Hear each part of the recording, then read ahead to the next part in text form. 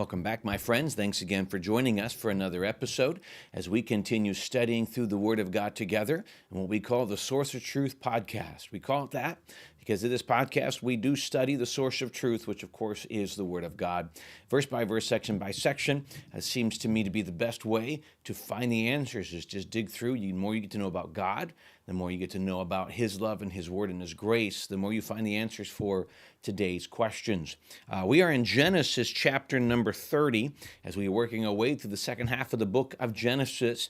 And we find ourselves again in the context of Jacob had married the sisters Leah and Rachel after being tricked by his uncle. We talked, if you read the whole last section, there's how a lot of the children, of the boys were born that ultimately became the 12 tribes of Israel, the heads of the 12 tribes, and we see just really the chaos that ensued for that to happen. We're going to pick up next. Now what you have is Jacob. In this context, Jacob he's grown. He's got a large family at this point. He has become wealthy. He has made his uncle very wealthy.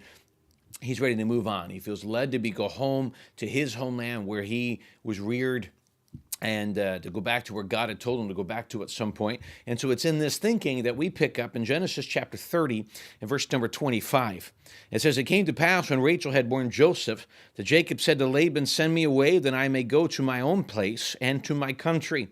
Give me my wives and my children, for whom I have served you, and let me go, for you know my service, which I have done for you.' And Laban said to him, 'Please stay, if I have found favor in your eyes, for I have learned by experience that the Lord has blessed me for your sake.' Then he said, 'Name me your wages, and I will give it.' So Jacob said to him, 'You know how I have served you, and how your livestock have been with me.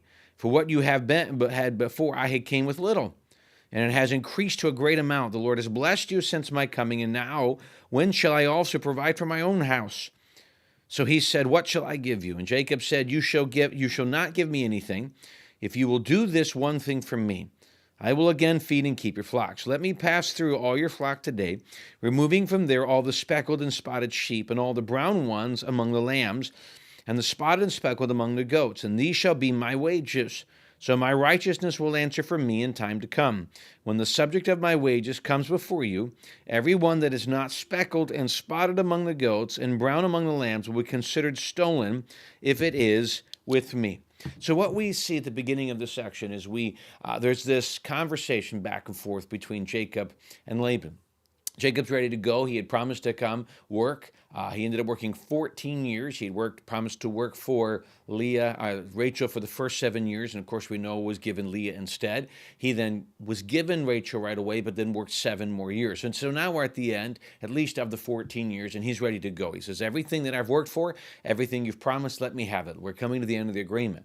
And it's tricky. You've got Jacob, his naming supplanter, trickster, talking to his uncle Laban, who has proven himself to be untrustworthy. So you have in this unique conversation, how are you going to go? Can you really trust each other? Well, Laban begins to plead because Laban has experienced extreme and immense wealth and blessing at the result of Jacob being there. And you know that Jacob's hand of blessing, the ultimate promise, the Abrahamic covenant was given to Abraham, reminded to Isaac, and then again reminded to Jacob, is now being seen. You've got this large family. You've got what will become the head of the 12 tribes of Israel.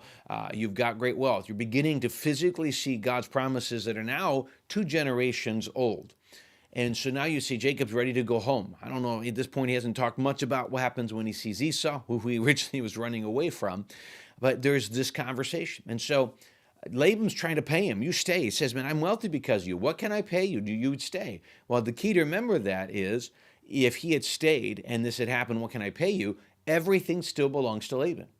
There is not Jacob owns, which is how God plans to bless. So for Jacob to stay might have been a little more comfortable, but he himself would not have been his own family. He always still would have been underneath Laban, even though that was the purpose of the blessing. So they come up with an agreement, and Jacob says, "I will take all the spotted goats and lambs," which technically in that time would have been considered the non-valuable ones. The clear ones were more valuable. The clean ones were more valuable. Jacob knew there was ways that he could have worked to solve that problem. We'll read in a minute how God was the one that blessed that. But he makes this agreement. The idea was that he told Laban, give me all your worthless goats and lambs. I'll let you keep the valuable ones. Of course, Laban jumps on that, probably thinking, man, I've got him. This guy is not as smart as I thought he was. I have a chance, and man, I'm going to be able to win this again. Verse 31, let's go back down. Verse 34, and Laban said, oh, that it were according to your word. So he removed that day the male goats that were speckled and spotted, and the female goats that were speckled and spotted, and every one that had some white in it, and all the brown ones among the lambs, and gave them into the hands of his sons. Then he put 3 days' journey between himself and Jacob fed the rest of the lambs. Now, 3 days' journey was he didn't want these sheep to infest him again. Hey, he's got this great deal, let's get away. I don't know what Jacob's problem is. He seems smarter than this. We need to get away so that we can make sure that our flock stays clean, our flock stays pure. Verse 37, now Jacob took for himself rods and green poplar, and of the almond and chestnuts, peeled with white stripes in them, and exposed the white which was in the rods. And the rods which he had peeled he set before the flocks in the gutters, in the watering troughs where the flocks came to drink, so that they would conceive when they came to drink. So the flocks conceived before the rods, and the flocks brought forth streaked, speckled, and spotted. Then Jacob separated the lambs and made the flocks face toward the streaked and all the brown in the flock of Laban, but he put his own flocks by themselves and did not put them with Laban's flock. And it came to pass, whenever the stronger livestock conceived, that Jacob placed the rods before the eyes of the livestock in the gutters, that they might conceive among the rods. But when the flocks were feeble, he did not put them in. So the feeblers were Laban, and the strongers Jacob. Thus the man became exceedingly prosperous and had large flocks, female and male servants, camels, and donkeys. So here what you see is he makes this process of striving to work away these impurities. And you could go through and study history, some process. We won't take a lot of time to walk through the premise, but his goal was to work out the impurities. There's a way he understood of doing this. He knew what he was doing. He had great knowledge in this. To ultimately, here's the premise. When it's all said and done, the steps Jacob took made his flock stronger. He knew what to do. Really, what you come down to is God had blessed Jacob. Jacob knew that. God had given him knowledge. He worked on that knowledge. When it was all said and done at the end process, Jacob was more wealthy. Jacob had a better flock just because they'd separated. At this time, he had grown even greater wealth. Now, please understand, as in a little bit we begin to continue to study this, you're going to find that Jacob wants to leave, wants to go. Laban's not going to let him, and more deception comes in. And honestly, when you read through what happened with Rachel and Leah and this, there's just not a whole lot in Hollywood that can write and depict this, and yet this is true. And you look at this, and you look at the chaos that comes when, like we said last time, that when we're not really following God's design, we want things to be our way. We find chaos, we find struggle, we find emptiness.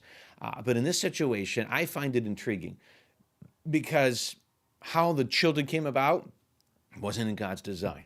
The deception between Laban and Jacob are continuing going, and yet we still see God providing and blessing Jacob. Why? Because you go all the way back to Abraham.